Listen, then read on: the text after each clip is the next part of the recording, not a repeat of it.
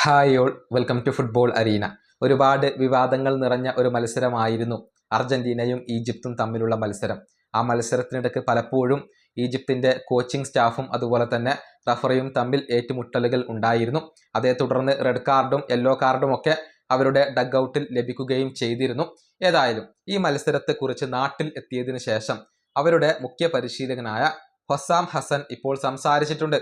അതായത് മത്സരത്തിൽ മെസ്സി വലിയ ഒരു പ്രകോപനമായിരുന്നു, പലപ്പോഴും തങ്ങളെ പ്രകോപിപ്പിച്ചിരുന്നു എന്നാണ് ഹൊസാം ഹസൻ പറഞ്ഞിട്ടുള്ളത്. അദ്ദേഹത്തിന്റെ വാക്കുകൾ ഇങ്ങനെയാണ്: മെസ്സി മത്സരത്തിൽ ഒടുക്കത്തെ പ്രകോപനമായിരുന്നു. അദ്ദേഹം ഞങ്ങളുടെ ടെക്നിക്കൽ ഏരിയയിലേക്ക് എന്തിനാണ് വന്നത് എന്നുള്ളത് എനിക്കറിയില്ല. ഞങ്ങൾ റഫറിയോട് പ്രൊട്ടസ്റ്റ് ചെയ്തുകൊണ്ടിരിക്കുന്ന സമയത്ത് മെസ്സി ഞങ്ങളുടെ ഡഗ്ഔട്ടിന്റെ അടുത്തേക്ക് വരികയായിരുന്നു.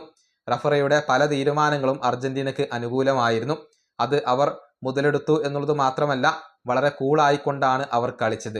ഇതാണ് ഈജിപ്തിന്റെ പരിശീലകനായ ഹൊസാം ഹസൻ ഇപ്പോൾ പറഞ്ഞിട്ടുള്ളത്. അദ്ദേഹം തന്റെ ആരോപണങ്ങളിൽ ഉറച്ചു നിൽക്കുകയാണ്. അതായത് റഫറിയുടെ പല തീരുമാനങ്ങളും അർജന്റീനക്ക് അനുകൂലമായിരുന്നു, അതുകൊണ്ട് തന്നെ അർജന്റീൻ താരങ്ങൾക്ക് കൂളായിക്കൊണ്ട് കളിക്കാൻ പറ്റി എന്നൊക്കെയാണ് അദ്ദേഹം ഇപ്പോൾ വ്യക്തമാക്കിയിട്ടുള്ളത്. പക്ഷേ ആ മത്സരങ്ങളിൽ വിവാദങ്ങൾക്ക് സ്ഥാനമില്ല എന്നുള്ളത് പലരും വ്യക്തമാക്കിയ ഒരു കാര്യമാണ്. റഫറിയുടെ തീരുമാനങ്ങൾ പൂർണ്ണമായും ശരിയാണ് എന്നാണ് പിന്നീട് പലരും അഭിപ്രായപ്പെട്ടത്. ഈ വീഡിയോ അവസാനിപ്പിക്കുന്നു. അടുത്തൊരു വീണ്ടും കാണാം.